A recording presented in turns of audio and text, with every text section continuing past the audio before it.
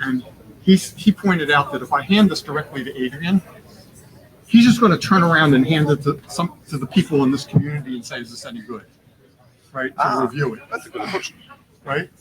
Yeah. So he said, "Why don't you just run it through? Why don't you just run it through ICNRG, and just position it as this is, just one person's position. There's no, we don't have to reach consensus on anything." No. Right. So maybe I should just, propose we adopt it as a, it's just something to run. However, wait, that's a further question. Do we have to adopt the document before publishing it? That's a good question for Colin. I don't think so. I would say, I can just produce an update, and you can say, "Hey, let's list Colin." Yeah, right. I think you just and point out that this is a checkpoint, and then we're going, as Thomas, I think it was proposed, or maybe Bordier proposed, that we just start a new, a new RG level architecture. Thing. And right. Then it can just reference this as prior work. Yeah, because I think we got into a mode where we were just copying what working groups normally do, but maybe there's actually no need to do that. Right. Let me fill out the top of the blue sheets. Oh, it's already here. Okay, good morning. Please find your seats. We're going to start soon. Yeah, with the 10 o'clock start time, there's no excuse. Right. So it's 10 o'clock, and then I think it's not that early, so there's no excuse to be late. Okay, good morning. This is ICNRG. Welcome to Singapore. These are my co-chairs, Börje Ullmann and Dave Oran, and I'm Dirk Kutscher. And before we start, so we have an updated Node-well node, so it's important to be aware of that. So first of all, this one hasn't really changed, but so you are still expected to let us know if you introduce IPR or see IPR in the presentations or discussions here. Second, the IETF is also following the IETF's policy, so for privacy and code of conduct. So check out these two RSCs here and talk to the Ombuds team if you have any concerns or questions. And so finally, we'd like to remind you that this is the Internet Research Task Force. So we are doing research here. We are generally not doing standards, although sometimes we use the same methodology. So we do drafts and at some point RCs. Quite often the goal of the work that we do here is just to enable additional experimentation or enable collaboration on certain topics, but it's really not about producing standards. Check out this IETF primer if you have questions on that. Okay, so ICNRG, as all the other groups, has a mailing list, a web page, data tracker page, and so on. And so for this meeting, Marie-José kindly agreed to take notes. Thank you very, very much. It's not the first time. The materials are uploaded, and this is the agenda for today. So you can see it's pretty packed. So we didn't have a full day interim yesterday because we just had one in Macau. So we're going to talk a bit about that as a summary. I'm not going to read through all of this right now. Just asking around, is there any update, and do you want to bash the agenda? Anything we missed? Okay. So then let's get started. So we had this interim meeting in Macau in September after the ICN conference there. So the conference and also our ICNRG meeting was kindly hosted by the University of Macau. So thanks a lot for that. So we had a kind of interesting agenda. So often we use these post-conference meetings to do a deep dive on certain interesting, for example, paper presentations that occurred at the conference, or some in-depth technical discussion. And so let me just give you a quick summary of what happened there. So Jeff Berkey and team actually organized a full-day workshop before the conference that was called Touching the Future Internet. And that took place at the School of Creative Media at the City University in Hong Kong. And so this was about creating new ways to deal with distributed multimedia and with a specific tool, Touch Designer and NDN. So the background is that so say in the old days when we were doing like video real-time streaming and so on, and we were mostly concerned with like linear video and these things. Well, actually today there are much richer ways to interact with multimedia. So for example, in these say multimedia presentation environments or theater environments where Jeff works, you are constantly mixing different sources and so on. And so the idea that Jeff and his team had were to provide a good networking support and good APIs for that. And so they actually integrated NDN in a commercial tool. So Touch Designer by a Canadian company called Derivative. And so gave this to designers or researchers in that space. And so for experimentation. And that was a really cool workshop. And Jeff gave us a summary. So check out his slides from the interim if you're interested in that. Cenk did an update on ICN LoWPAN. I'm not going to talk about this now because Thomas is talking about this later. And Cenk also talked about quality of service for ICN in the IoT. So there's a draft in ICNRG about these ideas. And so that team also had papers and demos at the conference. And so in general, the idea is that while QoS, of course, has a long history in the IP world, and in ICN, it's quite interesting to revisit QoS because actually you have much more resources to control, so you can actually achieve better control, maybe more fine granular QoS control. And you also have things like the ICN naming approach, so you can actually also maybe be a bit more expressive about classifying flows and so on. And so especially in the constrained IoT environment, it makes a lot of sense to look at resource control quite carefully. And so this work had a case where they wanted to support really critical IoT communication, so like life-saving alarm signals, for example. And so they looked at, what can you do in an isolated fashion on one node? So how you deal with the different resources, how you can correlate the different, say, ICN forwarder resources on one node, but and how can you also distribute the coordination in a larger network? So with that, I think that should be a good teaser for you to check this out. And then we had a discussion about ICN and low power, long range communication, so LoRa in particular. So you're probably familiar with, say, LoWPAN, the LoWPAN work here in ICNRG, or 6LoWPAN in the IETF and so on.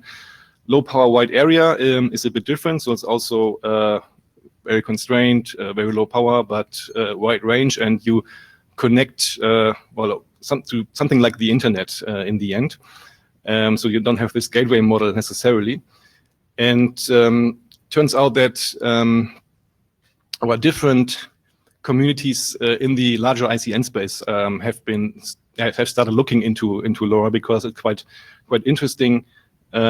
So, for example, we had a presentation from the Hong Kong Applied Science and Technology Research Institute, ASTRI, and they are developing an NDN-based system for smart water meter collection in Hong Kong, and so talked about their prototype implementation and so their ideas on that. And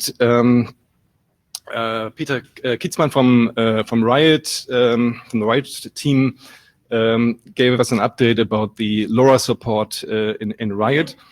So there is a proprietary code by Centec, so the basically inventors of the LoRaFi protocol.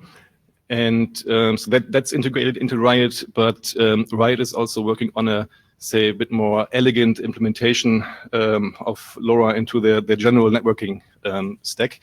So basically, LoRa is supported quite well in Riot, and that's good news for people who want to do experiments, also ICN experiments in that space. And so after these kind of more presentation-oriented discussions, we had a in-depth discussion about some design opportunities or design alternatives for doing ICN in LoRa or over LoRa. And so I'm not going to repeat this right now. So we probably continue this, and we'll be able to tell you more about this at the Vancouver meeting. If you're interested in participating, we'll just use the ICNRG mailing list. So please contact me or use the mailing list. Okay, and then finally, Christian Schudin gave us an interesting update about his thoughts about push-based communication. So push it update 2. So if you have been here before, you remember an earlier presentation where we talked about the general idea and so the motivation for doing like append-only push communication. And so this time he had some more information about, say, some protocol design ideas. I don't think I will do a good service in explaining this because that takes more time, so I just refer you to the presentation. And okay, so that was a quick summary about the Macau interim. And with that, I think we should start with the regular program. Can you bring up the slides? Yeah.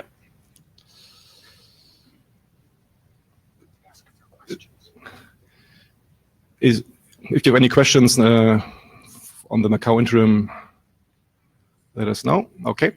And so the first presentation is will be given by Dave on flow balance ideas. And here's the clicker. So, this is a little low. Sorry, I'm a little tall here. There we go. So, those of you who have worked with NDN or CCN-like protocols know that an inherent property of those protocols is that one interest message produces one data message, and you get this property of the overall system called flow balance.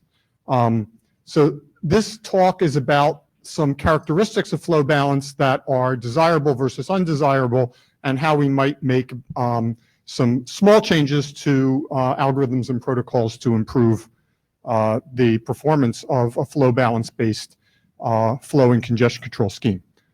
So this draft has been around for a few months, haven't gotten very much in the way of comments on it, so we thought it might be useful for me to sort of bootstrap the discussion by giving a talk.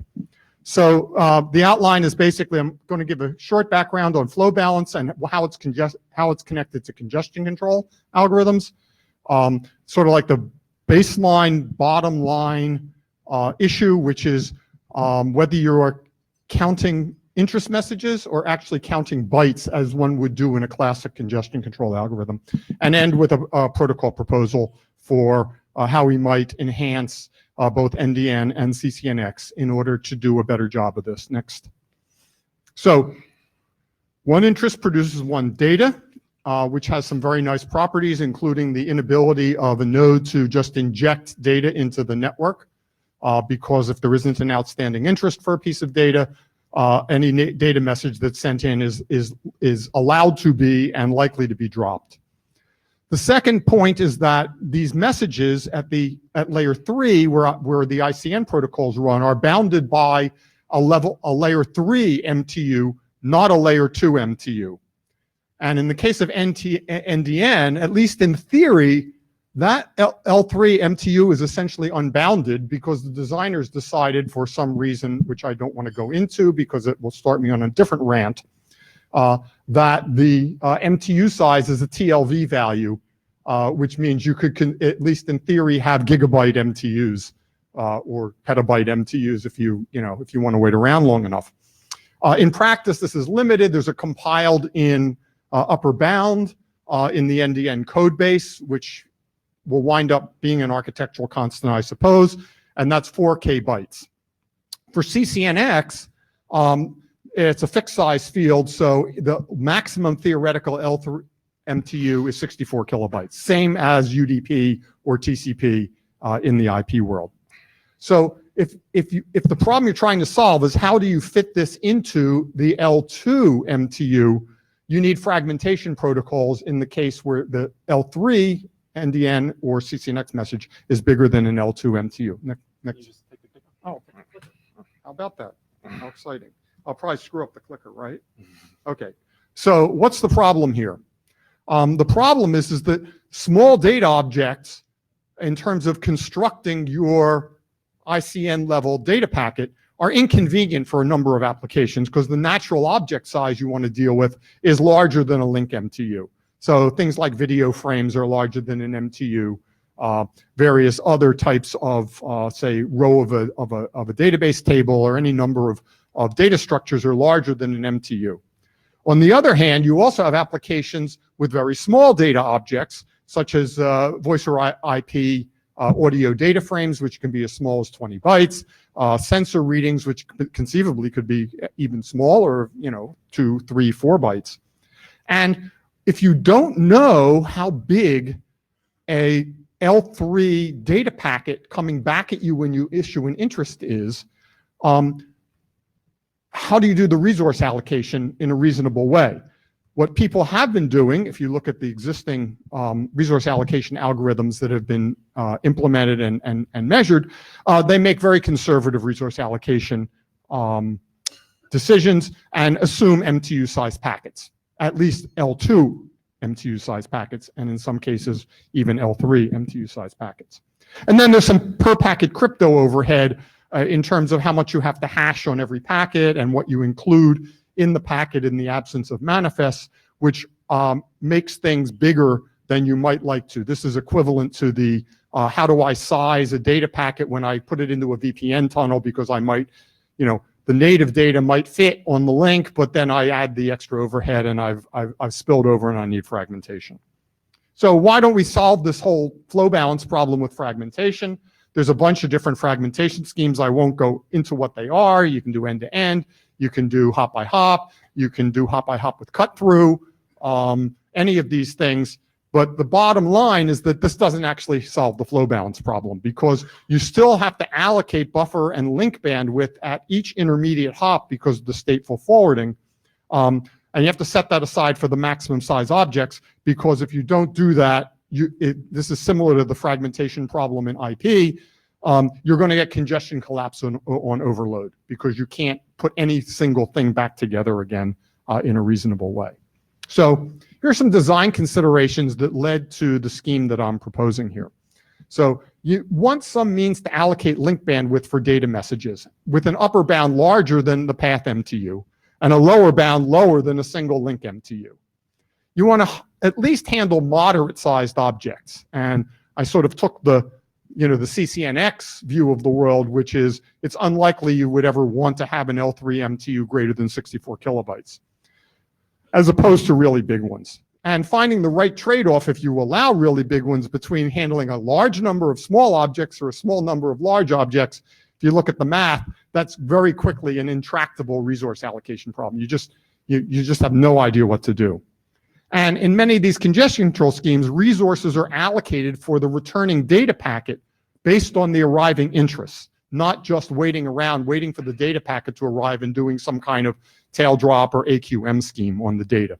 So that means it's really useful to know when an interest message arrives, how much data you expect to come back based on the arrival of that interest message. So the solution is actually super simple.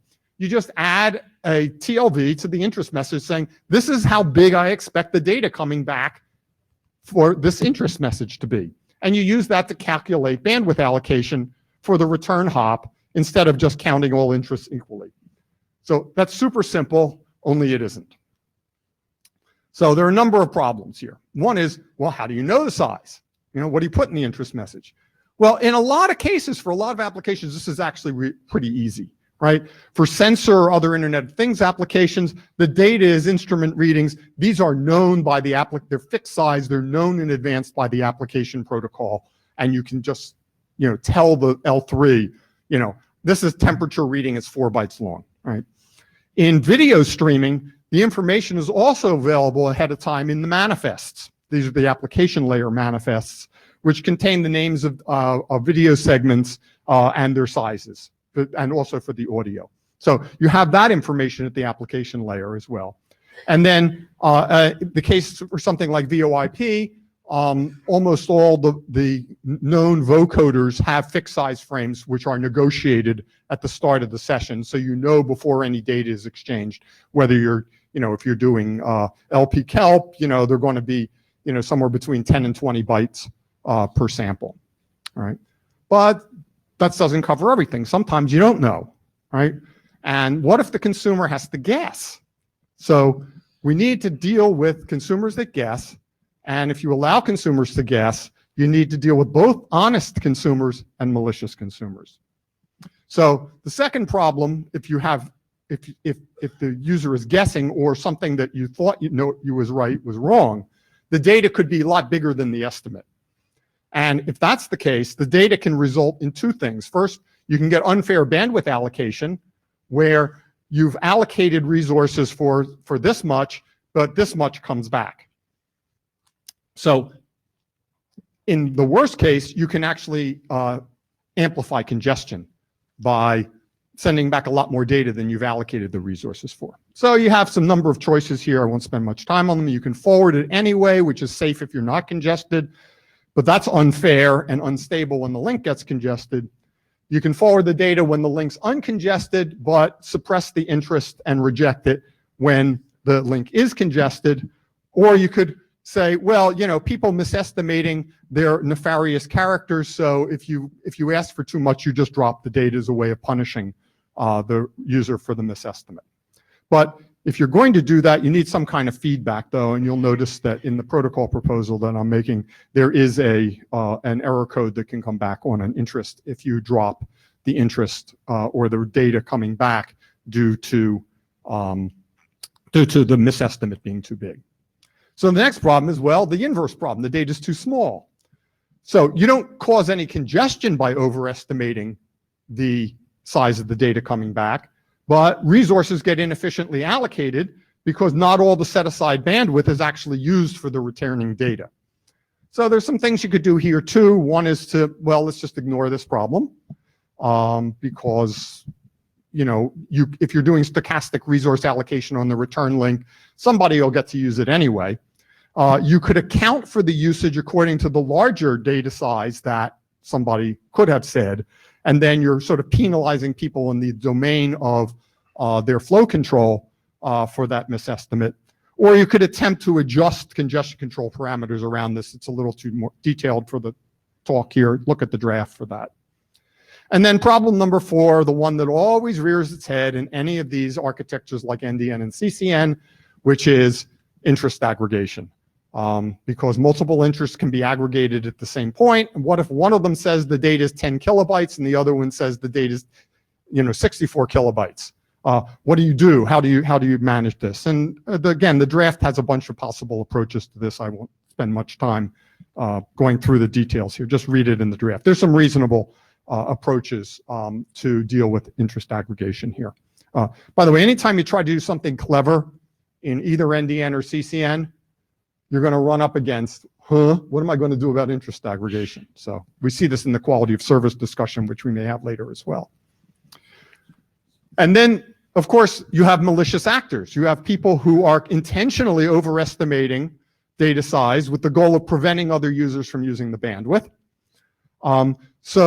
Or consumers intentionally underestimating data size, and the goal is to sort of have the interest processed while other aggregated interests are not processed. So you can have one user's interests interfere with another user's interests, denying them access to the data. So the simplest approach here, pretty much the one I recommend, is this is effectively an interest flooding attack. Deal with it the way you would deal with any interest flooding attack.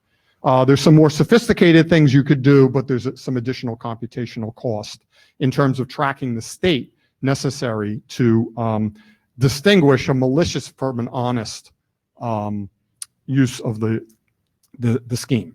So from a protocol proposal point of view, this is really simple. There's a proposed encoding. It's a single new TLV.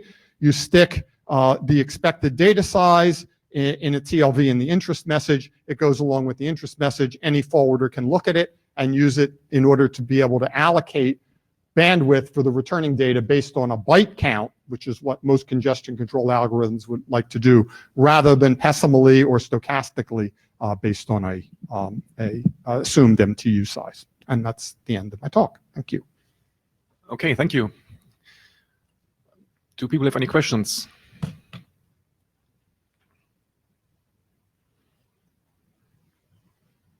Going once. How many people read the draft? Yeah. Okay. That's probably, all right. So the goal I have here is to have you find this sufficiently interesting or scary, one way or the other, that you go read the draft and you tell me how stupid the idea is or how wonderful the idea is or what we should do with this going forward. Thanks. Okay, you can just keep standing there and we continue with Flick. All right. This is a complete change of topic. So I'm going to talk about an update to a draft that has been around pretty much since Genesis, the creation of NDN and CCN, which is a method for doing manifests, which are ability to describe collections of ICN data objects. So the background is that this has been around for a very long time. The design was done, I don't even remember, probably 2014, sometime like that, around the time of CCNX 1.0. Christian Schuden for CCN Lite came up with an early version of this. That's how it got the acronym name Flick. And in terms of the protocols we're dealing with, manifests are useful in NDN in the sense that you don't have to use them. You could put everything you needed in every single data packet. But they're critical in CCNX because CCNX is heavily biased toward not having all the state that you need to process a data message in each individual data message, but assume that you can get the common pieces of information through an aggregated data structure like a manifest. So the examples here are CCNX is heavily biased toward having what are called nameless objects, which are just the implicit hash of the name together with the data. It's needed in order to take large objects, logical objects, and segment them into data packets of various size. And it's also needed if you want to express collections of objects, the equivalent of like file system directories or database tables. So it's been implemented. It's been around for a long time. It's been in use in real applications for a long time. So where are we? Well, the current state of affairs is that the draft expired in 2018. The original authors have gone on to greener pastures pretty much and don't have time to really do much work on it. So I sort of cajoled two of the existing authors to kind of resurrect the work, and we had a meeting in Montreal to sort of say, hey, how do we get this sort of going again? We got a little bit of help from some, but Mark Moscow and I basically said, hey, let's just go get this going. It's a critical piece of technology we need for both of these designs. So after some work, we finally got a new version of the draft published a few weeks ago. So it's alive. How can we say? It's now alive again. So some things haven't changed. Flick still uses this notion of a hash group, which is a group of object hashes that represent individual data packets. That's an ordered list of these content objects that point to either the native data object at the bottom, or you can build a Merkle tree of manifests, so one manifest can point to another manifest in a manifest tree. That's all still the same. It still has metadata in the manifest that tells you how to interpret the manifest using a relatively simple automaton to traverse the manifest. And it also has this nice property, which I think is underappreciated, is that you can encrypt the manifest using different keys from the ones that are used to encrypt the data. And the reason why this is useful is that you may want third parties and intermediaries to actually be able to interpret a manifest to do various types of optimizations without actually giving them the data encryption keys for the underlying data. So what has changed? Quite a bit, actually, since we've learned a lot in the last year and a half since the work went idle. So the first thing we did is we added this concept of namespaces so that you could really describe how the naming conventions for submanifests and data objects work, right? And the prior one just sort of assumed everything was a nameless object. You couldn't have a manifest pointing to a list of entries, each of which had a name, right? So we've defined the three namespaces, nameless operation, which is to point to hash objects, a single prefix, which says that everything under the name of the manifest is a lower level, next level hierarchical name component, or a segmented prefix where every name is unique. So you can do all three of those things. Obviously, the first is the most efficient since it stores the least amount of data in the manifest. The next one is sort of intermediary, where you're sharing the prefix among the other objects. And the last one is, if neither of those things holds, you can still construct the manifest for a random collection of objects. So each hash group in the manifest can use its own namespace. So the application and manifest namespaces for where you're pointing to things can be different from each other. The second thing that's changed is how can I put this? This sounds really different. It's really not all that different, but there have been some changes to the encryption scheme. I think these are all pretty much for the better. Before, the encryption scheme had some things not covered by the encryption, and hence various pieces of metadata would leak. So we've redone the syntax of the manifest such that no information leaks since it's all encrypted under the key that encrypts the manifest. And it was done in such a way that you didn't have to do data copies. You can do in-place encrypt, decrypt of the data structures in the manifest. We removed one piece of flexibility we had, which is in the original one. You could have different encryption keys in different hash groups of the manifest. We decided that was unnecessary complexity, got rid of it. If anybody is using that, we'd like to know, because we're going to take something away from you. And now there's only one encryption key for an entire manifest or manifest tree. We specified in detail how you do pre-shared key encryption and group key encryption for the manifests. Group key encryption is probably the most useful for a data structure like this. In terms of processing the keys and the actual encrypt decrypt, it turns out that they devolve to the same underlying code that you'd need to make it work. And we added extensibility mechanisms, so both the encryption mechanism and the key location mechanism for getting the keys to decrypt the manifest are extensible. So we can add new key location capabilities, we can add new encryption schemes. Second thing that's changed is we've enhanced the metadata. So the manifest metadata is sort of completely refactored. It's in different places physically in the data structure than it was before, allowing both direct and indirect subtree hashes. And now the way manifest metadata is handled is exactly the same between the node level, which is for the whole manifest, and the hash group level, which is for subsets of that.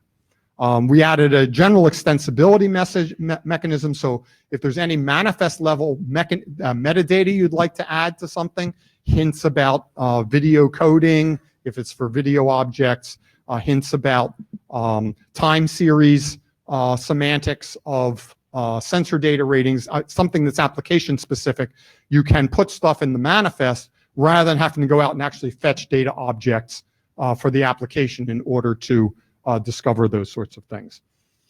We also added metadata on the pointers in the hash groups. So now you can have annotated pointers as well as plain pointers.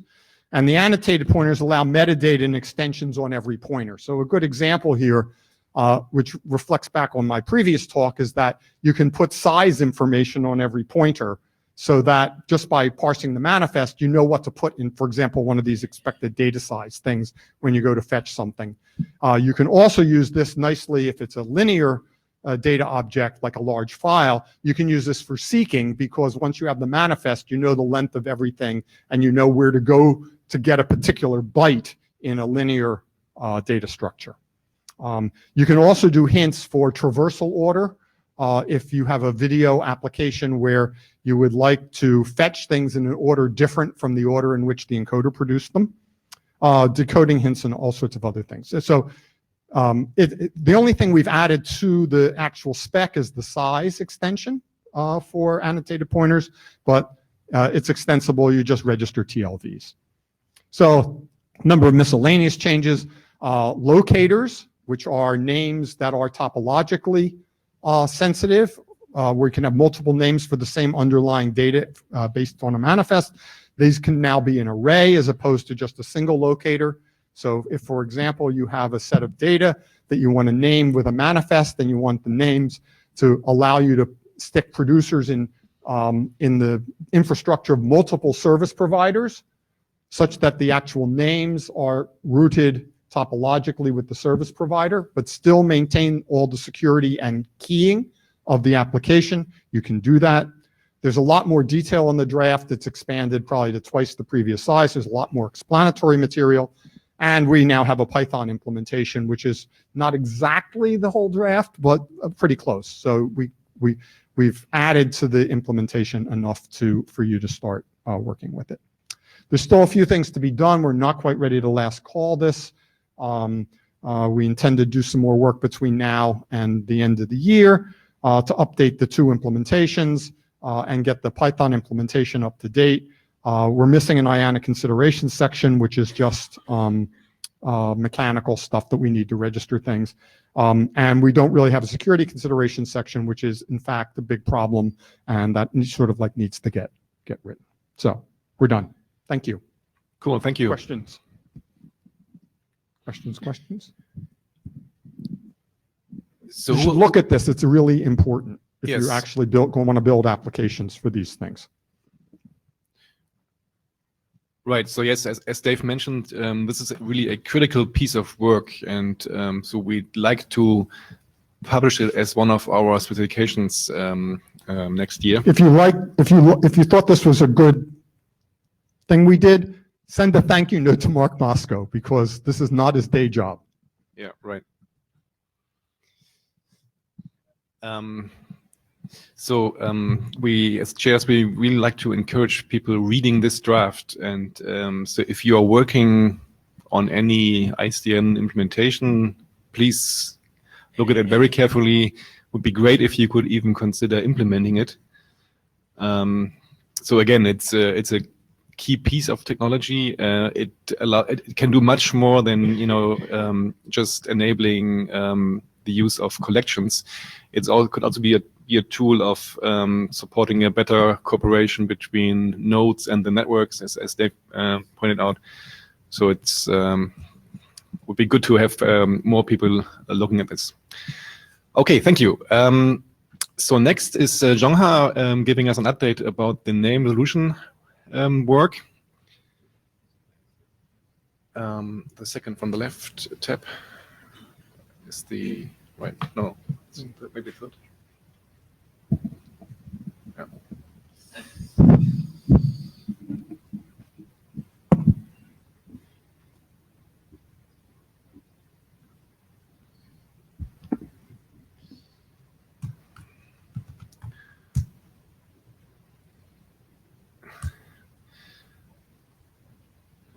using the data prep.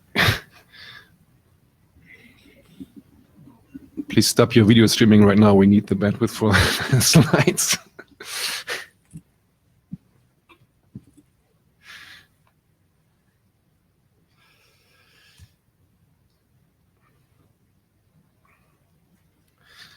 Sorry about that.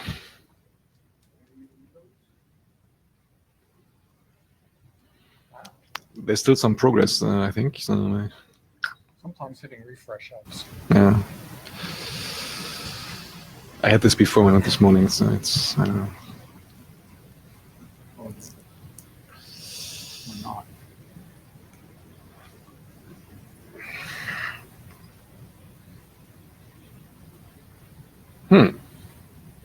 That's interesting. It says it's done and it hasn't shown up. Uh-oh. Okay. It maybe reload one more time. I don't know.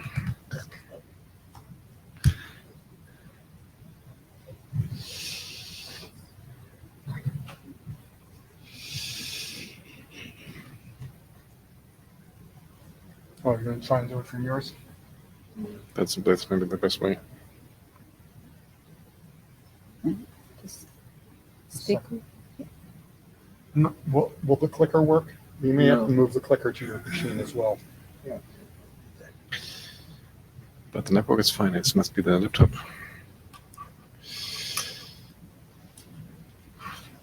Okay, great.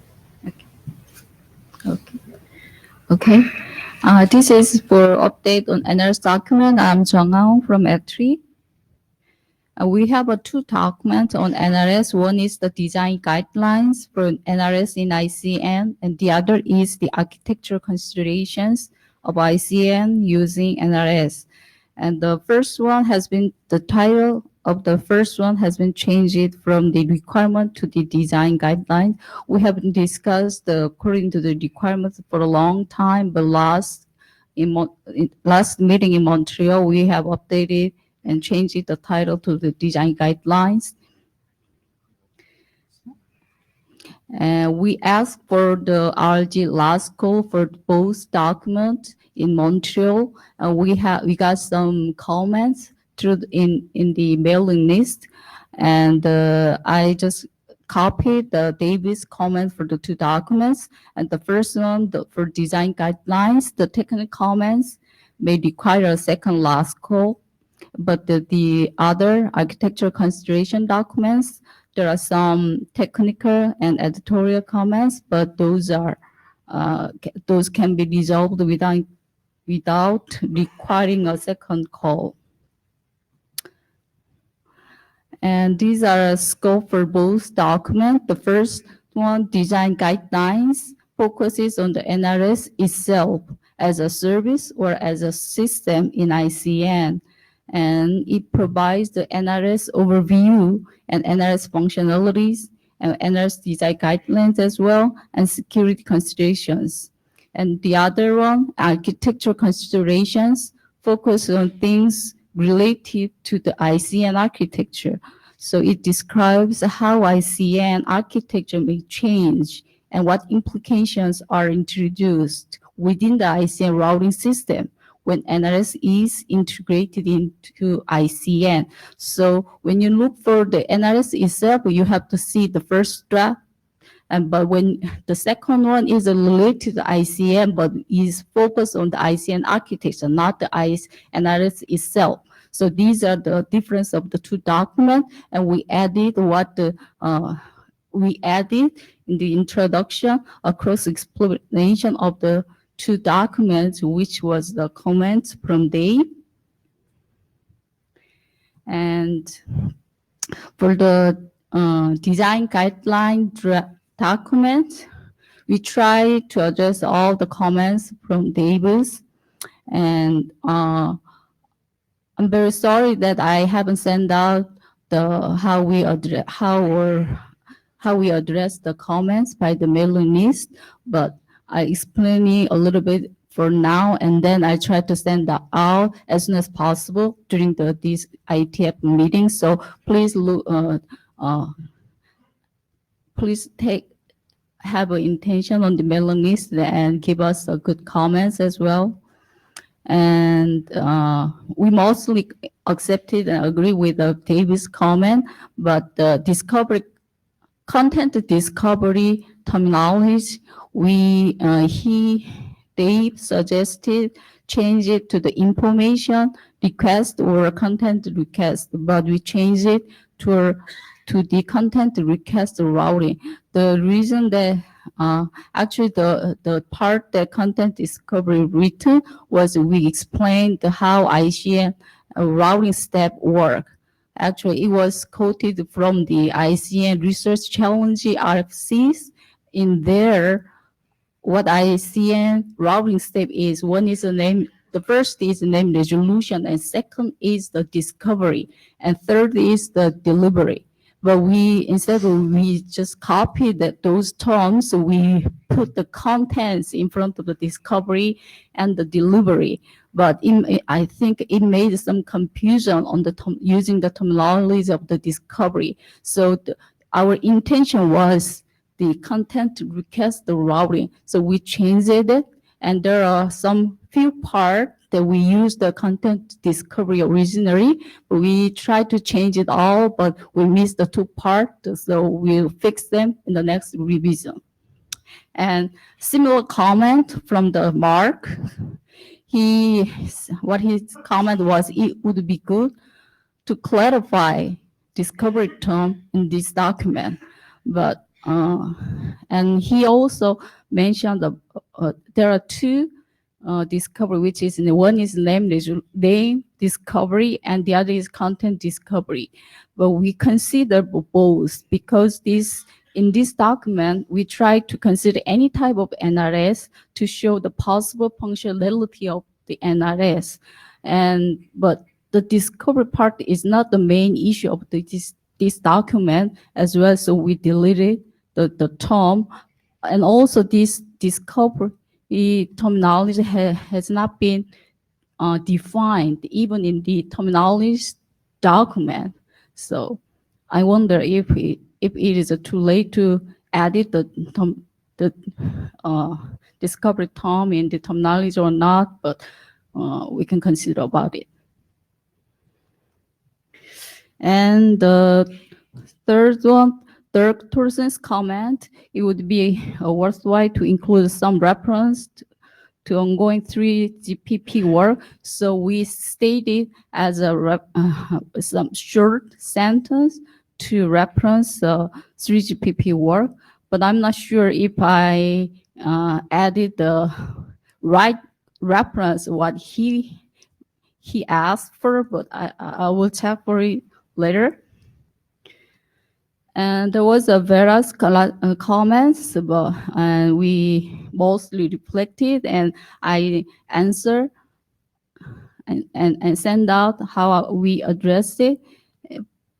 I sent out by email this morning. And there was a Poyan's comment. He gave us a lot of comments, which was good, but that was a good discussion for ICM, but it was a little bit out of scope of this document. So we accepted some of his point, but we denied some. But also I sent how we addressed and what was the out of the scope in the mailing list as soon as possible. And architecture considerations documents, there was only David's comments, and we reflected, but we couldn't quite complete all his comment for this revision. So what we're trying to do is we'll complete it as soon as possible and submit it soon again. And for now, I only mentioned about one of his comments on NRS caches. So we assumed the NRS reserver have cache. It was because NRS cache could be helpful for such a case of the live streaming services, for like a time critical service. You don't have to do the NRS reserve every time. So for that case, we assume the NRS caches, but because of that, there is architecture considerations for cache. Yes, when you use the cache, there is always issues on cache, but which is not directly related to the NRS issues. So we haven't addressed much for this revision, but we'll fix some part in the next revision. But since the caching, I'm not sure is related to the ICN architecture or the NRS system. So we'll look for which draft could be the better if we mention about the NRS caches in the draft. Yeah. Thank you. Okay, thank you. Any questions?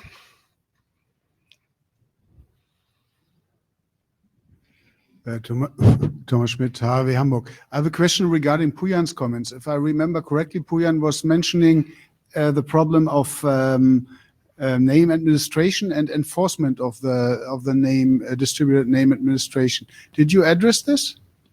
Names, not really, because the namespace we mentioned in the draft, but in this draft we are not trying to show or discuss about the namespace itself. Well, the point, I mean, if you just look at the DNS, I mean, the way the DNS is built, it enforces the distributed administration of names. So I can't just change the name of Google or something. And that is actually an important point here. That's why he rose it. Yeah, well, Puyan's comments was mostly related to the was related to the DNS, and I think the NRS is similar to the DNS, but is different. And maybe I can make a reply through the email. Then you give me more comments. Hi, Stu Card. My question has to do with the earlier draft, the design guidelines. In security considerations, 6.1 accessibility, second paragraph, the NRS may support access control for certain name records so that only users and producers within the proper lists can access these records. So that assumes the traditional access control list model of access control. And I think name resolution naturally maps better to the capability-based model of access control, since essentially these are pointers, references, etc. I wondered if you wanted to address, capability-based access control in addition to ACLs. Oh, okay, thanks.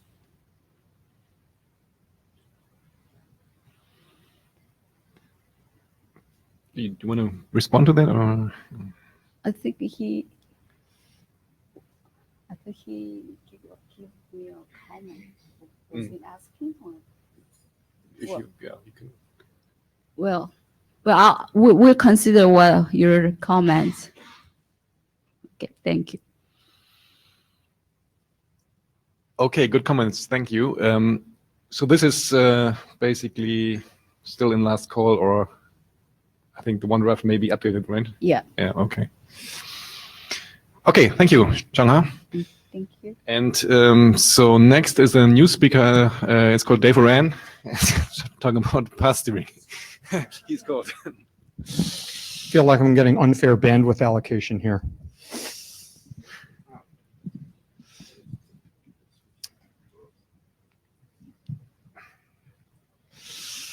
While we're getting the slides up, let me preface the talk to say that this is work based on a paper that Ilya Moshenko and I published in ICN 17 that turns out perhaps has more than just research, more than just a little bit of interest in the community. So we decided that maybe rather than just sort of go read the paper, we would take it a step forward and explain a bit about how we might want to do this as part of the CCNX and NDN protocol architectures.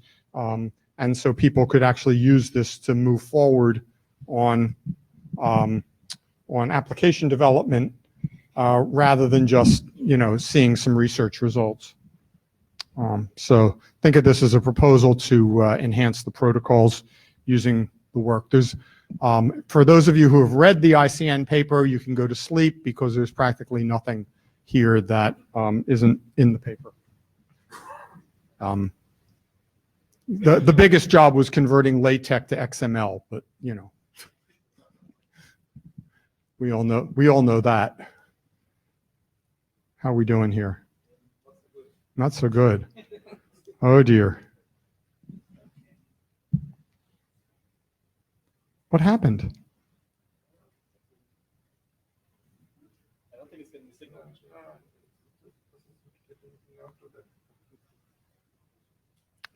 Was it working when it was on Baudier's laptop? Let's switch back. Yeah. I'll try to do this quickly because I want fair time for other people at the meeting. There we go. Just put it in full screen. All right. Oh, you have to move the clicker. Great. All right. So quick outline. I'll give you a bit of introduction to the background of path steering. Talk about the design of this path steering scheme, a bit about the packet encoding, and when you do things like this, you may have some additional security considerations over pure longest name prefix match style forwarding. So here's the problem statement. As we know, the communications capabilities of these ICN protocols are both inherently multipath and multi-destination, which says that if you launch an interest, the forwarders have the capability of spraying those interests over multiple paths and reaching multiple destinations that match the name of the object of data that you want to return. However, we have no mechanism for consumers to affect the selection of which path among the feasible paths gets used for any given interest data exchange. So the forwarders can spray the packets on the various paths, and when failures occur, it's kind of hard for the consumers to actually figure out what's going on. They may be getting performance glitches because if the packet goes over one path, it hits a failure of some sort. If it happens to be selected for another path, it doesn't. You have a very difficult time figuring out why your performance is what your performance is. So some of the motivations for employing the ability for consumers to steer packets on the path is to monitor and troubleshoot all these multipath network connectivity problems, right? Which don't exist so much in IP because IP basically only supports ECMP and not general multipath, and also doesn't support multi-destination since the addresses expressed are either unicast or anycast addresses, and multicast and IP is a whole different kettle of fish. So you'd like to be able to do that and have tools like the equivalent of ping and traceroute in IP in order to diagnose problems. Secondly, in order to measure the performance of a path, you need to be able to send multiple probe packets down that path to figure out what the properties of that path are from a performance standpoint. And if you can't control whether a given interest message gets allocated onto a particular path, you have no way to do any kind of fine-grained performance measurement of your paths. My particular interest in getting into this work was because of the work I did over a few years on multipath congestion control, because some of the more sophisticated multipath congestion control algorithms actually require you as a consumer to count the number of available paths, uniquely identify those paths, and allocate traffic according to the capacity of those paths proportionally. So there's a number, if you look in the draft, you'll see a bunch of references for a variety of multipath congestion control schemes that depend on the ability to steer packets on the paths. And then there's interesting traffic engineering and SDN possibilities here if paths can be preloaded for traffic engineering purposes into forwarders via third party that has done measurements or other types of exploration. So here's the design. The first question you have to ask is, how do you label the paths? And from our point of view, the mental model you might want to have, which is a little dangerous, is something like source routes or MPLS LSPs or segment routing enumerations. It's not exactly the same, so be cautious. But at a high level, we're basically constructing a data structure that contains information about every hop on a particular path. So in the paper we published, we examined a number of possible ways to encode this information, including Bloom filters and this very clever thing called Cantor pairing functions, which go back to your CS days and look at them. They're very cool. They wound up only working for short paths for us, but very cool data structure.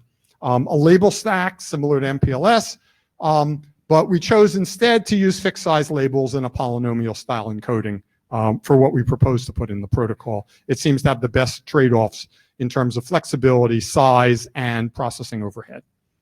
So the way it works is pretty straightforward. An interest contains a path level marked as something called discovery mode and is forwarded normally through the longest name prefix match in the fib. When a data message comes back, it carries the path label, which has been modified on every hop to add information. And what is the information that's added? The information is a next hop label for every next hop that a future interest would do. So then once you get back this data structure in the path label in the data message, you can insert that into a future interest message, and that interest message will be routed over the path that was previously discovered. So you do a longest prefix match. Within that fib entry, there'll be this matching of the next hop code point, and that will cause the selection of the outbound face under that fib entry to be selected for that data packet, for that subsequent interest packet.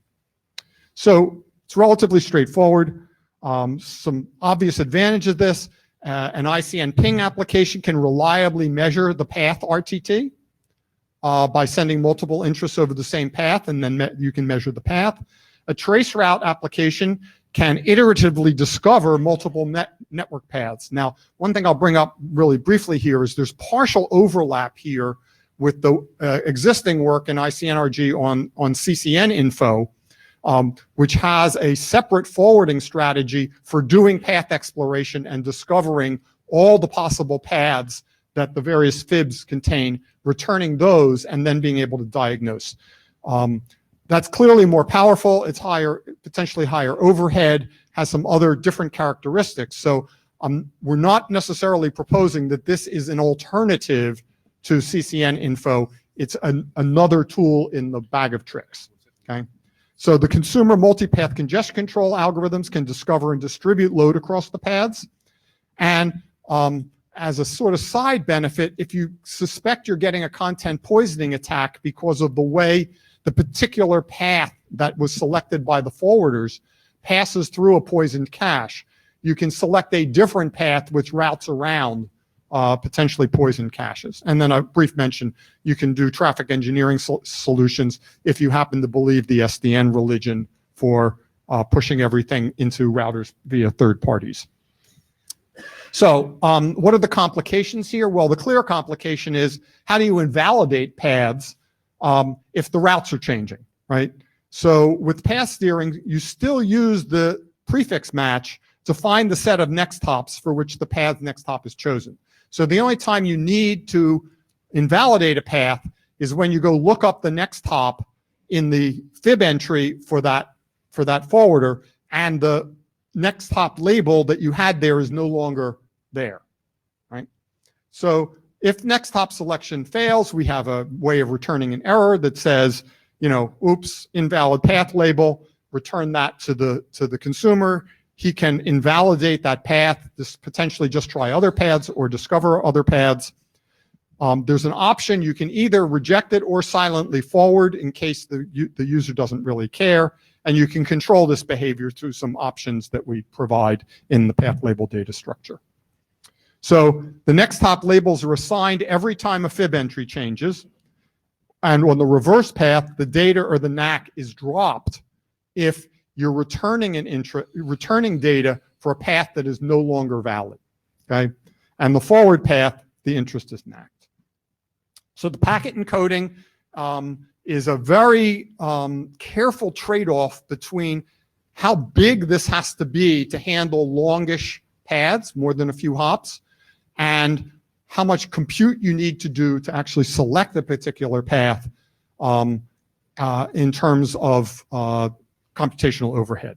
So we add a new hop-by-hop header, which is the path label, and the individual next hops is constructed as a bitmap, and that are actually 12-bit chunks.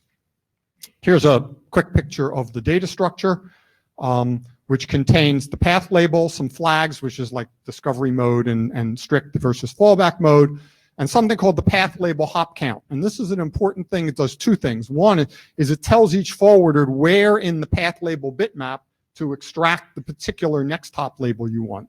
The other nice property it has is, since this will count opposite the hop limit, you can detect when you have traversed forwarders that don't support the path labeling.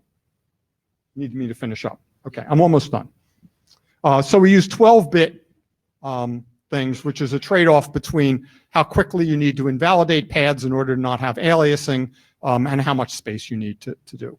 So some security implications real quick. Clearly, consumers can try to maliciously missteer interests, because if you use a 12-bit next hop label, you only need 2 to the 12th interests in order to explore and find a valid next hop label to try to exploit. So to mitigate this, you just periodically update the next hop labels to maximize the lifetime of paths. And the path label can also be encrypted hop by hop. We have a hop by hop encryption capability that doesn't require any key sharing, so that you don't leak topological information to consumers about all the forwarders on the path.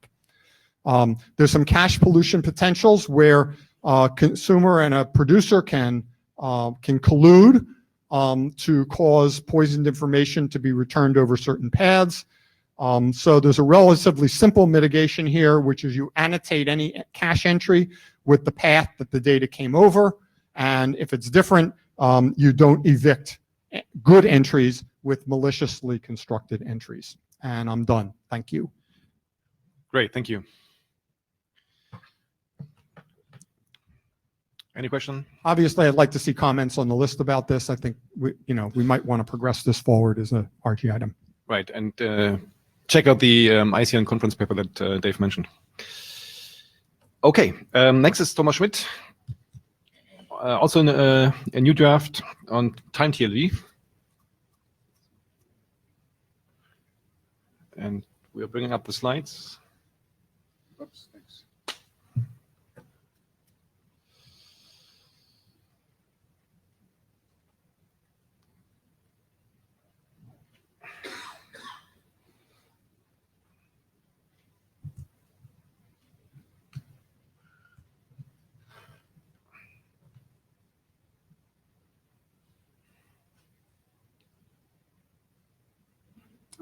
Here we go. So this, whoops. Yes, start. They would come. Okay. Hello, everybody. This is a new draft, but actually this is not a new subject. This is inspired from a discussion we had in earlier meetings here.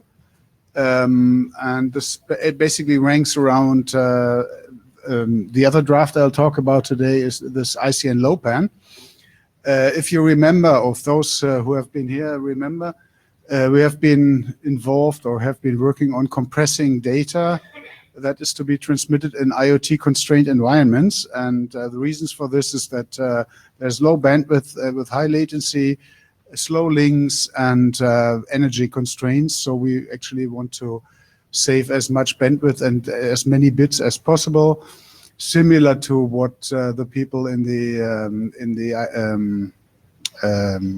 IP world do. And along this line, we came across the timers in CCN and NDN.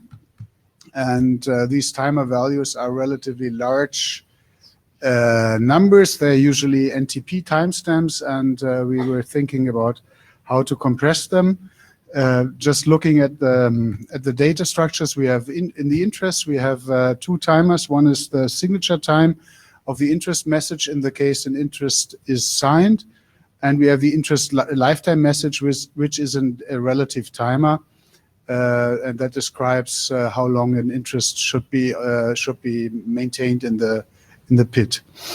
At the data sides, we have even three timers. One is again the signature time, the time when the data was signed. We have two other absolute timers: the expiration timer and the recommended cache time.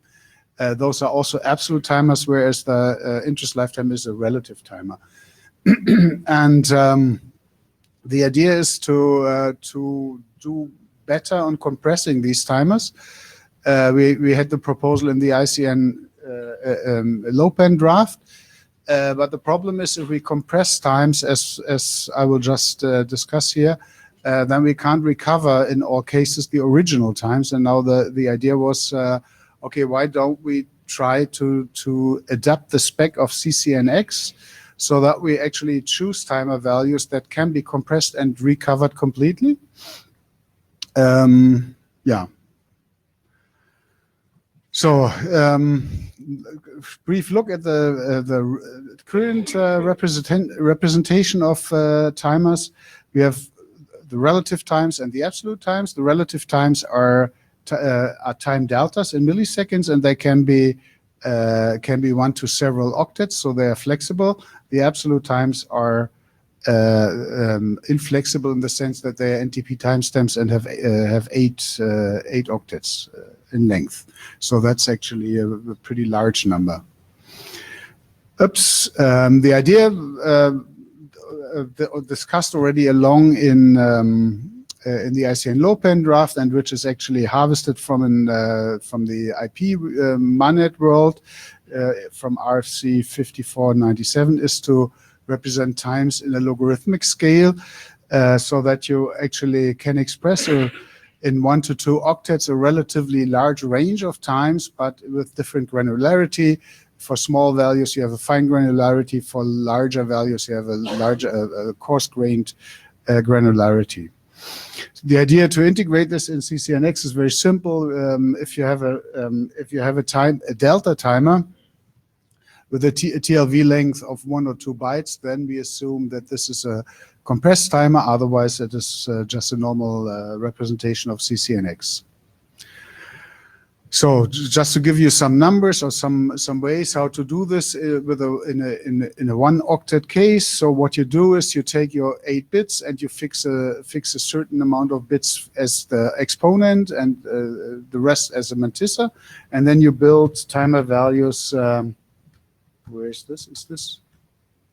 No, you build timer values as you see the equation there, constructed as the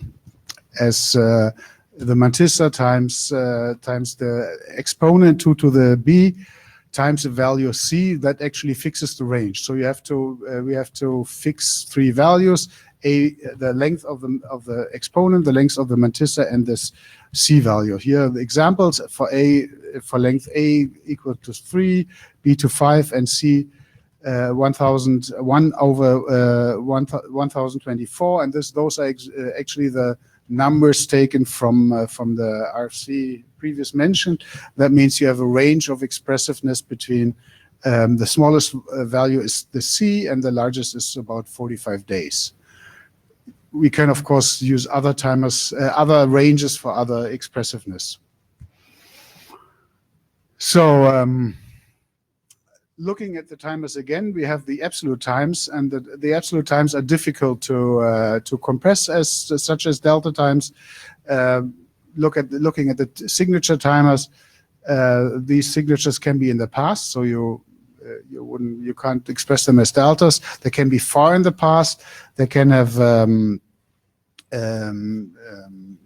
they can have basically all values. So we are not addressing to replace those. But we're looking at other absolute timers here, and this is in the data. There's the recommended cache time and the expiration time. Those are also encoded as absolute values in the CCNX spec, but could be actually changed to like taking the signature time as the baseline and then using deltas to express the expiration time and the recommended cache times. And that will be a discussion we would like to have with you or have on the list, whether this should be done or shouldn't. That would actually change two other timer values into much shorter encodings. Yeah, what will be the next steps? Well, we would probably investigate a little bit about the ranges that are appropriate for the different applications in the different delta timers. For instance, for the values I showed you would be very nice for interest lifetime, I believe, but they may not be appropriate for the delta times in the object lifetime. Yeah, and otherwise, I guess the question is whether this is the research group will be interested in just doing this work or changing this spec, because it's actually a very small thing to do. But I mean, a decision on whether we want to change the timers in CCNX specs. Thank you. Thank you, Thomas. Right, so that was the important information at the end. So the whole idea of this work is well, to unify the time compression that has been done in the, say, IoT space before, and say possibly update the CCNX specs with that. And so that's why I think it's important to for people to review this and basically tell us what you think about it. One thing I forgot to mention, I mean, some of these timers are part of the signature of the envelope that is signed. So if we cannot recover this, the timers under the compression, we cannot actually compress these timers without destroying the signature. And right. That's one of the major motivations, actually. Yeah. Sorry, I forgot this. Okay, the other is just a very brief recap, or just a very brief addition to what happened to this ICN low-pan draft. This is actually has been presented several times, many times here, discussed in quite detail, has matured and is about ready to go. So what did we do? We had several reviews also on the mailing list, in particular by one Mr. Shi. Sorry. I have trouble in pronouncing. So he had also he commented on several things. The last were on typos and on hop ranges. What we also did is we harmonized the ICN low-pan draft with the time TRV draft I just presented a second ago, so that those fit together nicely.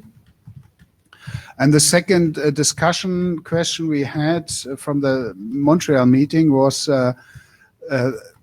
this draft originally concentrated on efficiently compressing like the default standard cases, and as a default standard case we identified the generic name components for named object, for the names of object, and this is actually what is shown here. So what we do is we have a we compress the names under the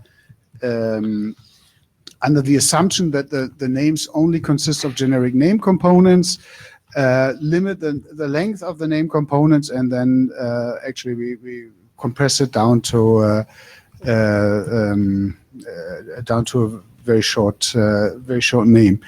There has been the discussion on the mailing list and also in Montreal whether we should include types. Types here should also account for type name components. And Sheng made a proposal in Macau to just fix a certain kind of types. Like version numbers and timestamps in these names to make this more expressive, to include some types, which led to another discussion on the mailing list about, there are other types that are also interested. And actually our way out of this discussion, because we can't really judge on what name types are the most interesting and what are not, is to make this an extensible extensible thing. So the idea is we have in the ICN LOPAN we have. You want to interrupt or No, keep going. in the ICN LOPAN we have dispatch fields, and these dispatch fields can be extended. They have extension fields, and the idea is to define such an extension field here that has two further values to incorporate flexibly name components, for instance, defined in dictionaries or in something else that could be actually specified in future documents, which are not part of the spec. You want? No? Are you done? Well, basically, oops. Well, actually, it's appropriate to that slide. So Sorry? I'll ask it now, or just make the comment now. Go back one. Well, this is basically I wonder, is this So- wrong? This seems to me, anyway, to be a poster child example of something that you could use manifest metadata for. To explain what dictionary you're using or so, yeah. That's right. So for a whole given, subtree of objects that use certain name type components, you can put in the manifest metadata. These are the ones that would be compressed. That's actually the extension, what I wanted to show anyway. But the point is, in these extension headers, you would encode a compression strategy. But those have to be in every packet. That's Sorry? why I said those would have to be in every packet. That will be So just think about using manifest metadata. It seems like a nice trade-off. Okay, so we think about the manifest metadata, and otherwise we think we are pretty much done with this draft. So we are asking for the last call. Right.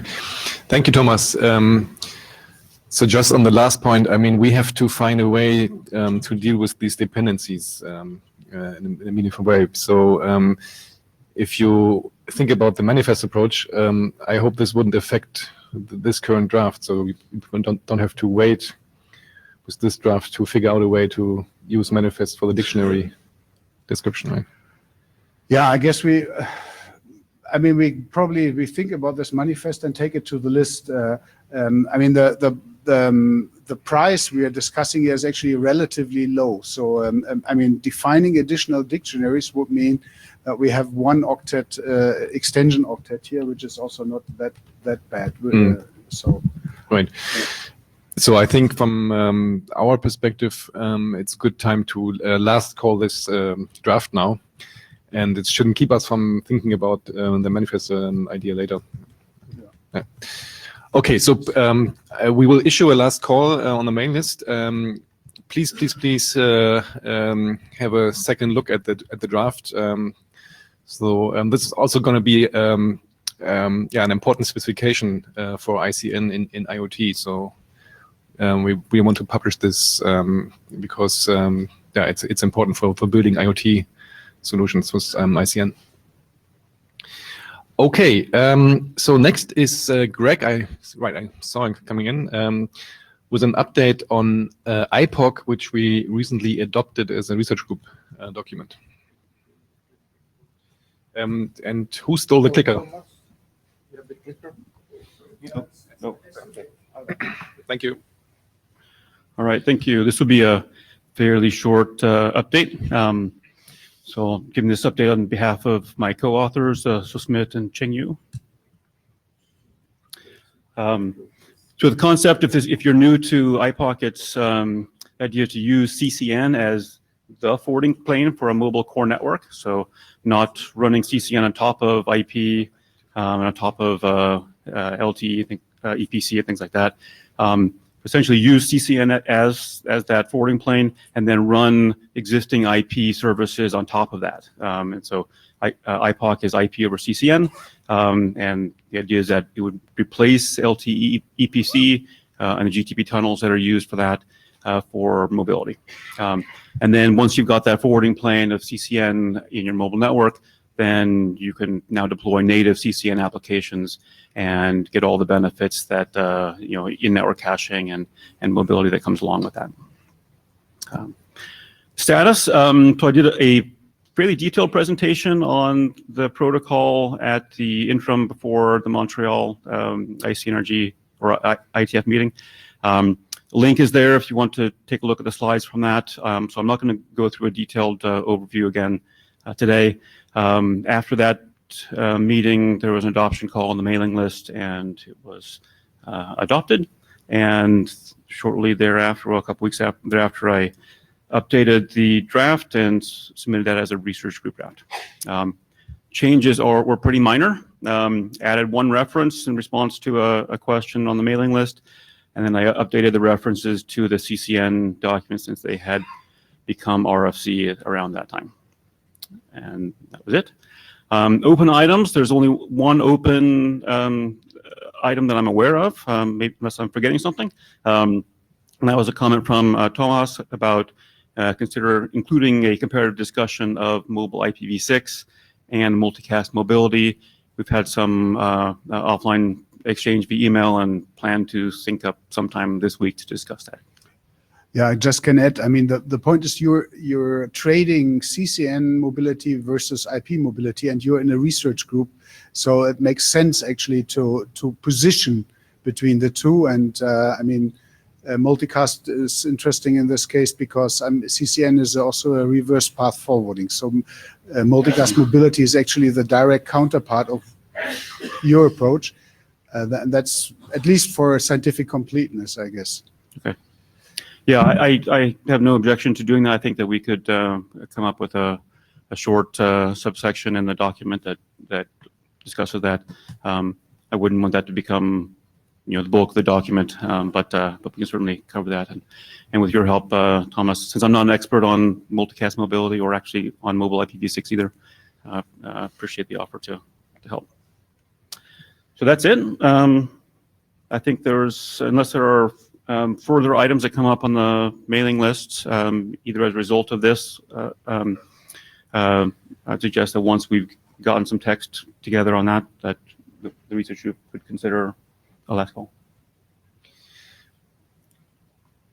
Okay, thank you, Greg. So just one question from the chairs. So you keep using the term CCN in this document. Shouldn't it be CCNX? Or? It should be. It should be. Okay. Thank you. So, a second open item, I guess. Okay. Any questions? Thanks. That's one question.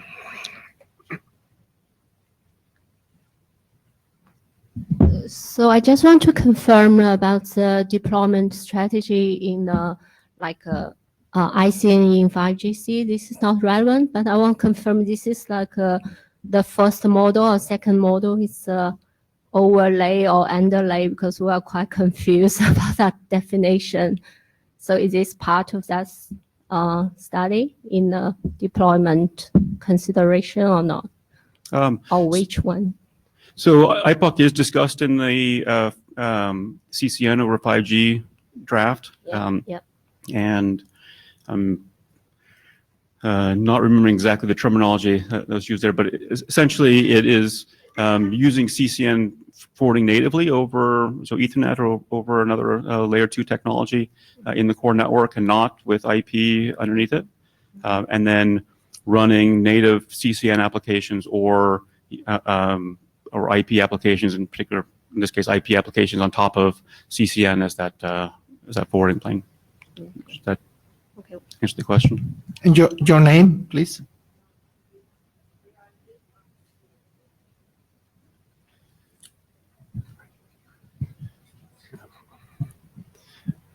Okay.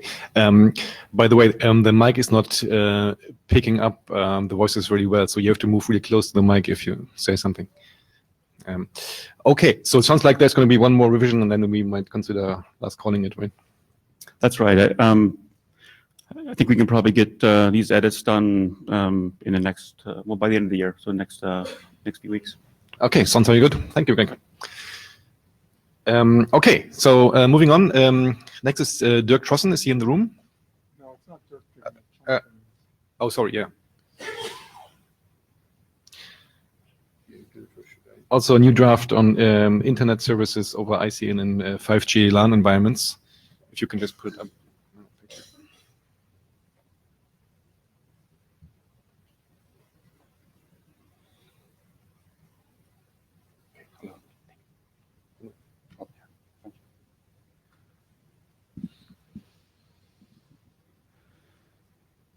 Hello, everyone. This is actually it's a version 00, but actually it's a revised and renamed draft we presented in last meeting in Montreal.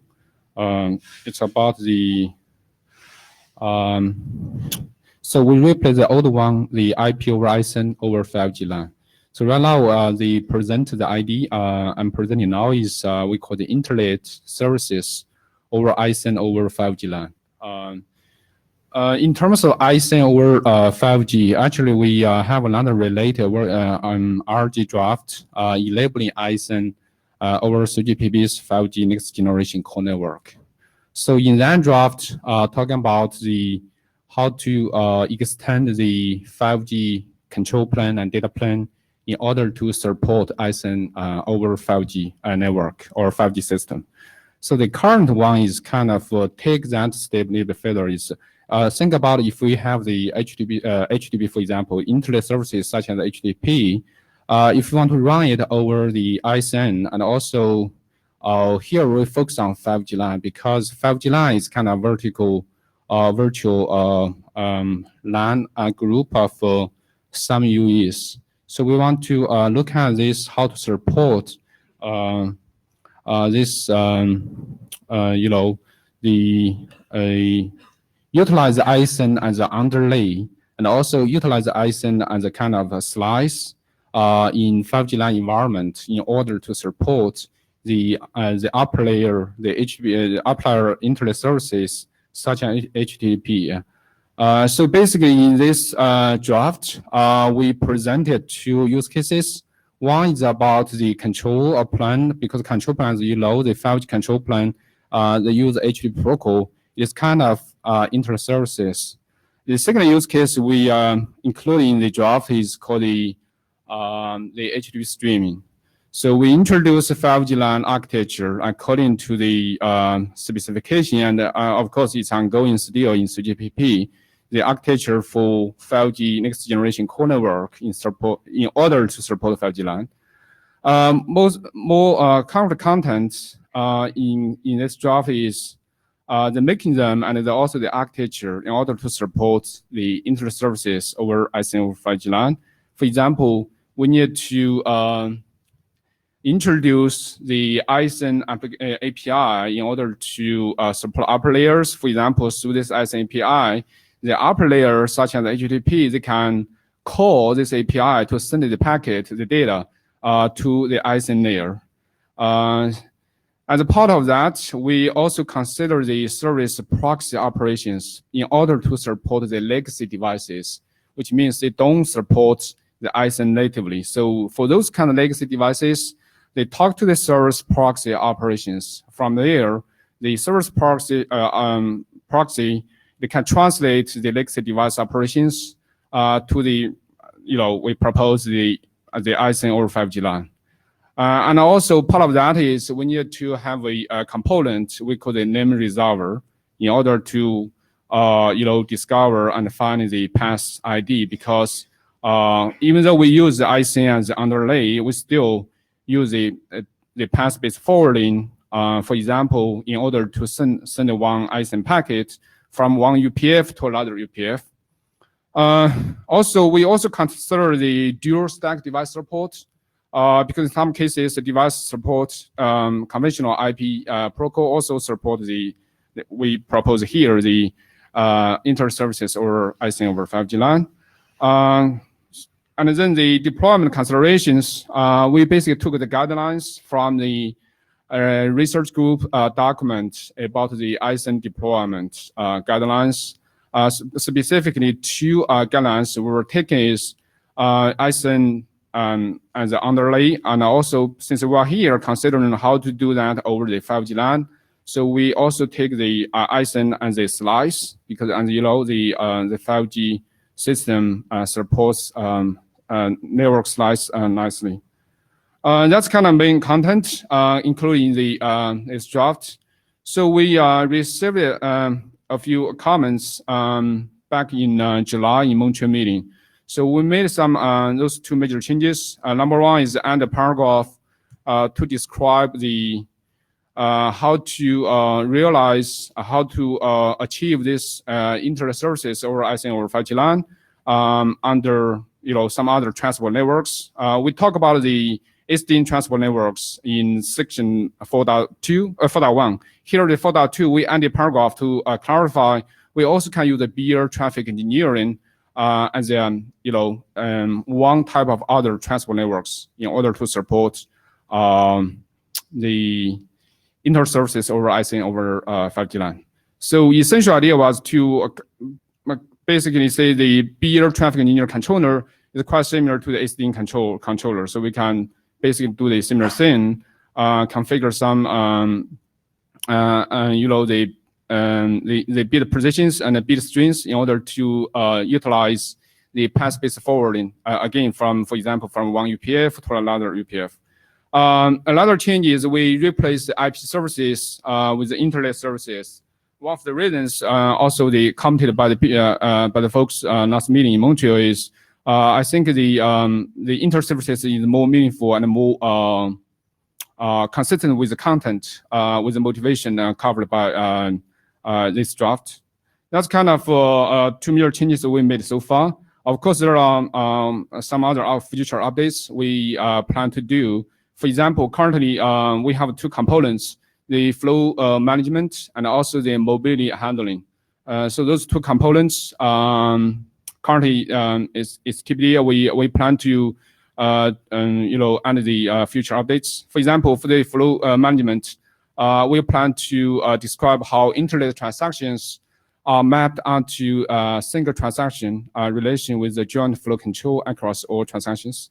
I'm not going to repeat this, the preliminary thinking, but the plan was to add, more description and more content around those two components, flow management and mobility handling. Another thing we plan to do is we plan to show a demo in next meeting 107 in Vancouver. The plan was to showcase a realization of internet services over a layer 2, for example, the SDN transport network, using the ISN-based routing. Of course, we mentioned one of the components we propose is service proxy. So the terminals, both terminals,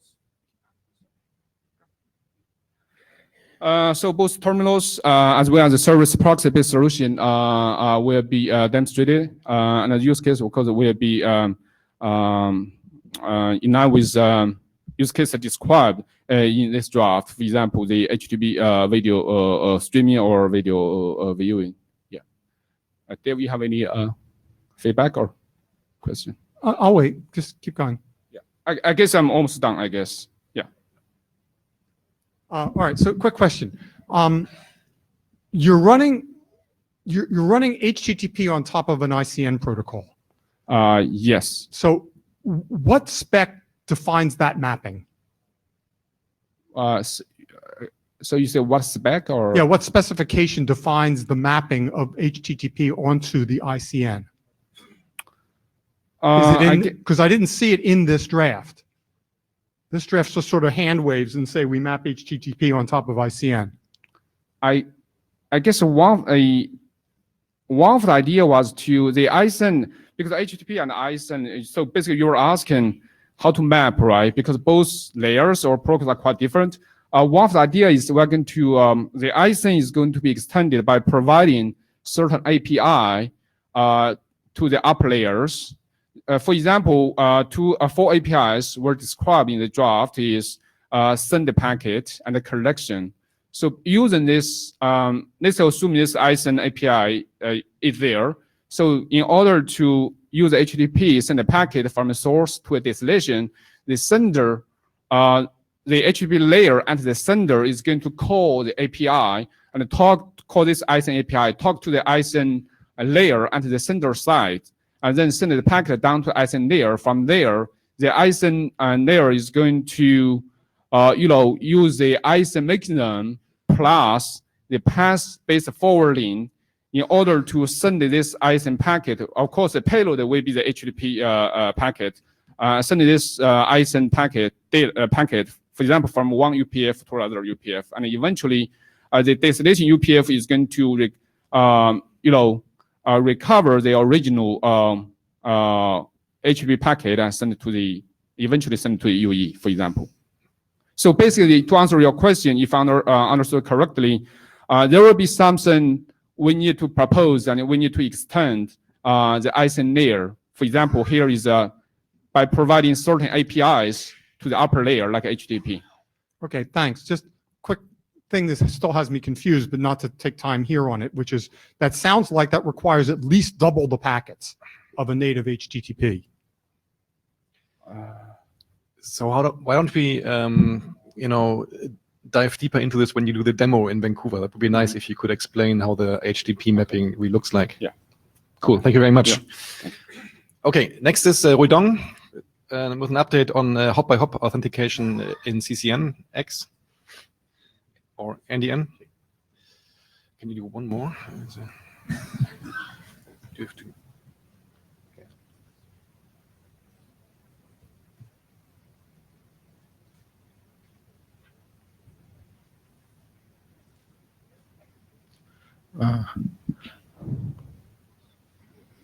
Hello everyone, I'm Ridon from. That's the wrong one. This is the wrong slides.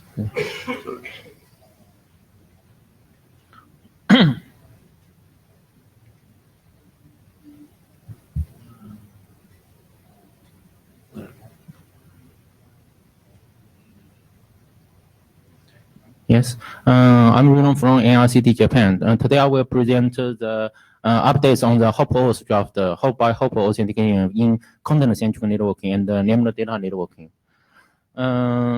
Last time at IETF 105, I presented the basic design of the hop-OS. That time I get some feedback on the motivation and the initial trust establishment. So this time I give some update for the draft. The update in version 01 is that include the motivation clarification and more discretion on the initial trust establishment. First, this is a simple introduction on the content-centric networking and named data networking. There is a consumer send out the interest, and then the interest will be forwarded hop by hop. Finally, it reaches the copy holder, and then copy holder replies with the data. And in this procedure, the three entities involved. One is a publisher, consumer, and a copy holder. We consider two adversary model. One is the content poisoning attack. That is the attacker impersonated the copy holder to provide the fake or corrupted data. Currently the content is only signed with the key of the entity who publishes this data. So the consumer may always retrieve the wrong or fake data because the routers cannot detect the validity of the data. So it is necessary for all the router to use the authentication service to authenticate the data. So the second attack we consider is the intrusive flooding attack. That is, attacker can impersonate the consumer to request the data. There are much existing work focusing on the restricting the intrusive sending rate. So it is we identify that it is necessary for the copy holders to use the authentication service to authenticate the intrusive packet. This is a detailed, some details of the content poisoning attack. The attacker provided the fake or corrupted data. Then the consumer send out the interest. Then the fake data will be replied to the consumer one. So this is the problem one, that the consumer always receives the wrong data because the intermediate router do not detect the validity of the data. So after that, the data was cached hop by hop. This data, after that, the consumer too send out the interest, and then also the wrong packet or wrong data will be replied to the consumer too from the cached memory of the closed router. So the second problem is that the fake data are further cached, which pollutes the routers as a virus spreads.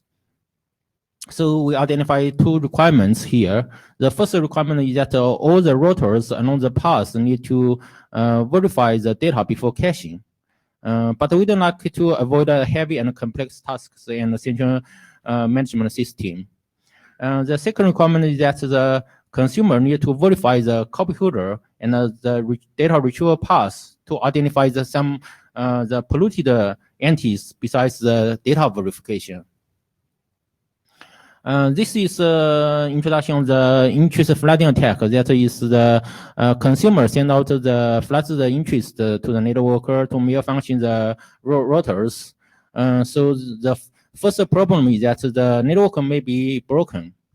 Of course, there are some much existing work on focusing on the rate limiting. So, but finally, there are still some malicious interest can still reach the copy holder. So the copy holder still need to provide some provide the data. So it is not an ideal solution. So we identify two requirements here also. The first one is that the last hop router needs to eliminate the chance of the intrusive flooding attack.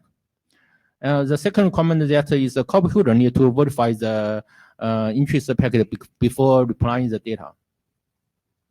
So the hop-OS in a summary, that is some summarized advantage of the hop-OS. The hop-OS is a single mechanism enabling the potential authentication from any consumer to the data, to the copy holder, including publisher, and also to the data retrieval path. And it also enables the router to authenticate the interest. So it is a data-oriented mechanism that doesn't necessarily rely on the external servers, but it doesn't exclude the use of the certificate authority, as it is contributed to the suspension chain model we proposed in our hop-OS. But here I'll introduce our modification. And from here, I will give some introduction on the initial trust establishment for the use of the self-certifiable naming. We use the hash of the public key to embed it into the name to prevent the stealing and the spoofing of the existing names. The solution here is use the public key to is embedded into the name to enable it to be certifiable.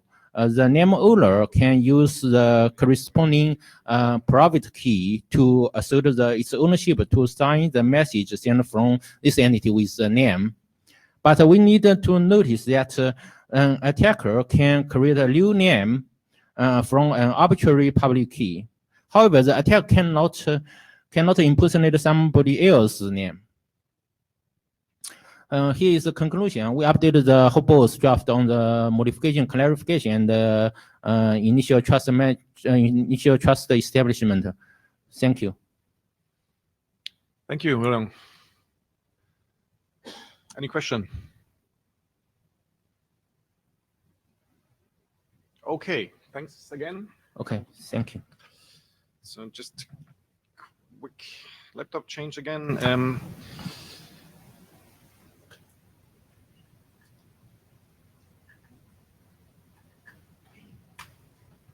So, Kazuhisa-san, can you come up?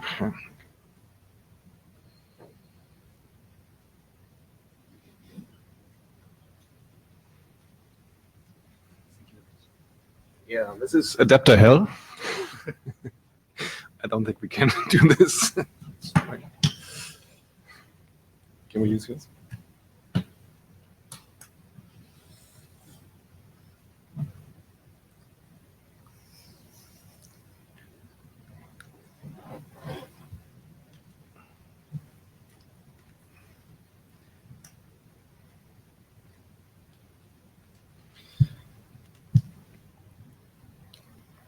So we had a couple of additional, say, side events on ICN this time. So one was a hackathon activity by NICT and colleagues on the C4 implementation. Another one was a QoS discussion that wasn't really at the hackathon, but that took place on Sunday. So we just briefly like to update you on those. Okay. So, hello, I'm Kazuhisa Matsuno. So please let me quickly report the C4 project in this hackathon.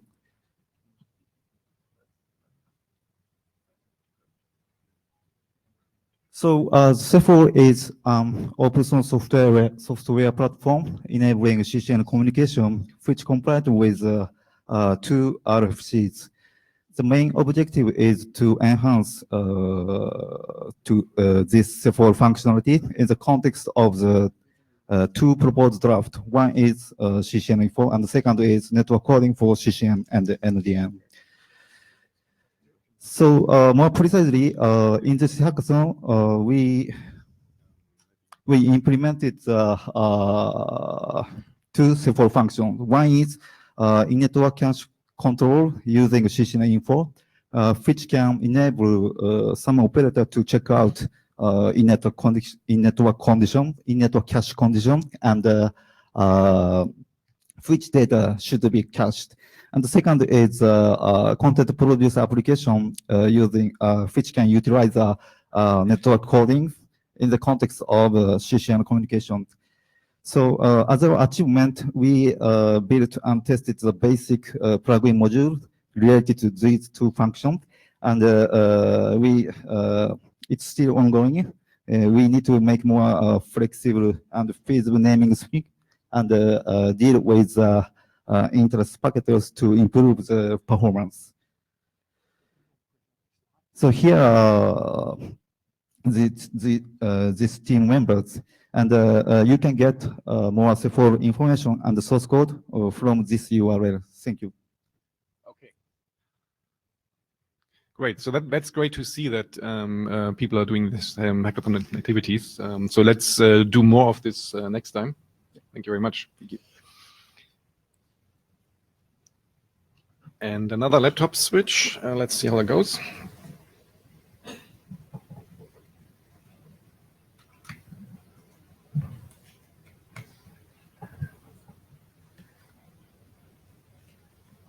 Work.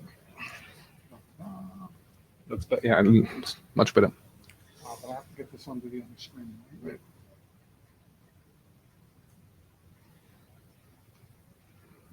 Where'd it go?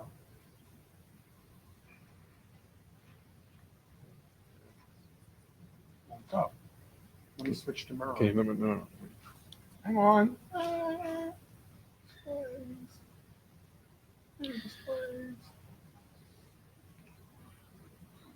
Yeah, sorry, the presentation laptop didn't work today. So.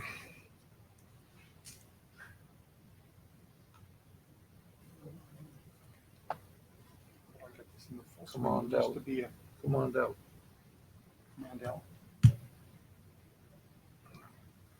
don't think so. All right, we'll just do it from here. So I'm just going to sit down.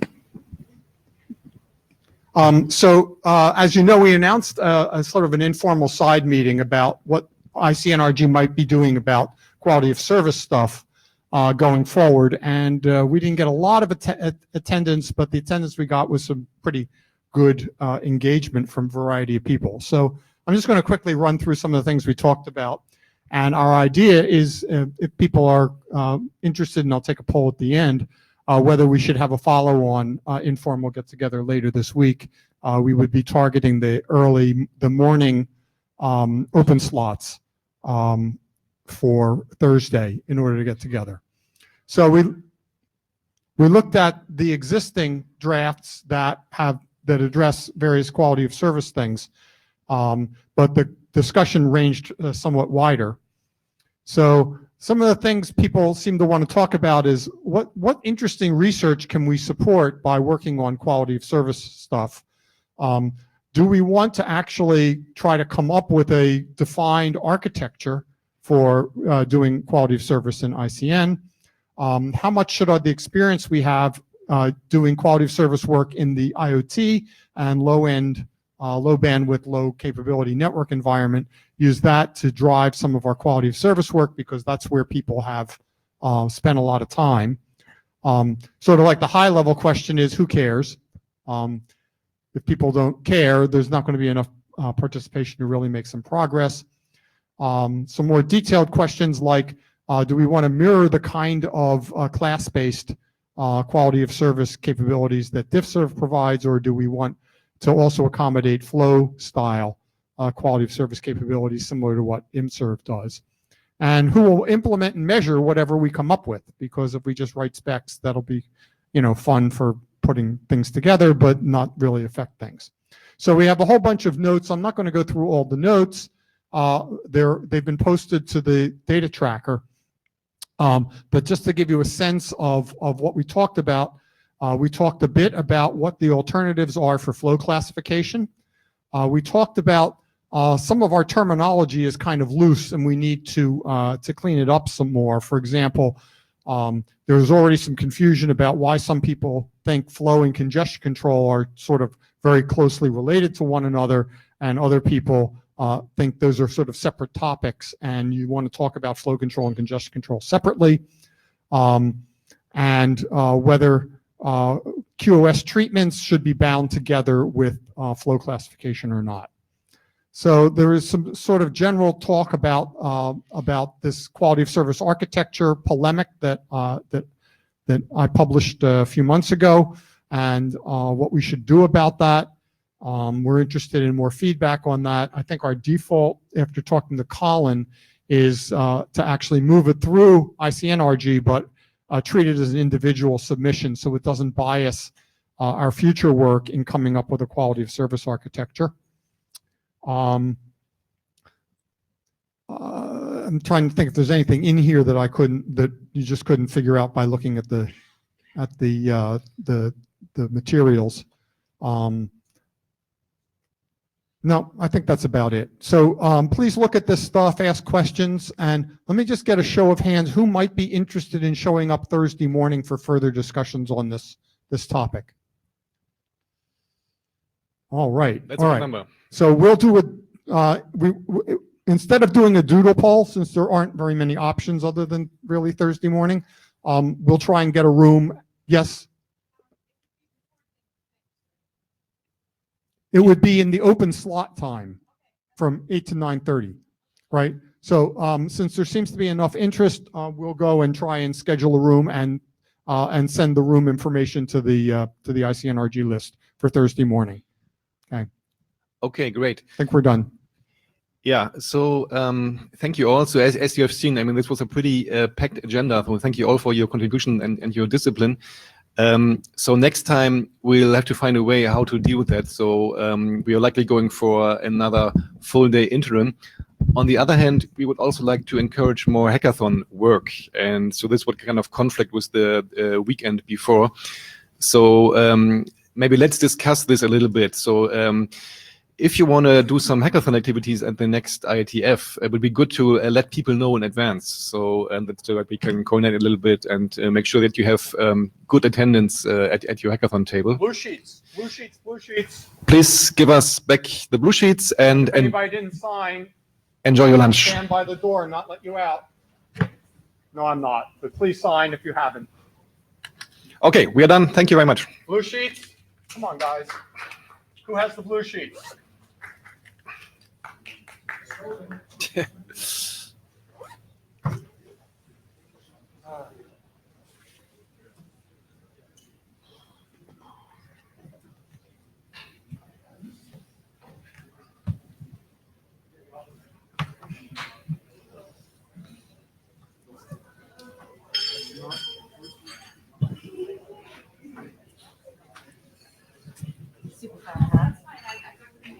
Screw up the laptop.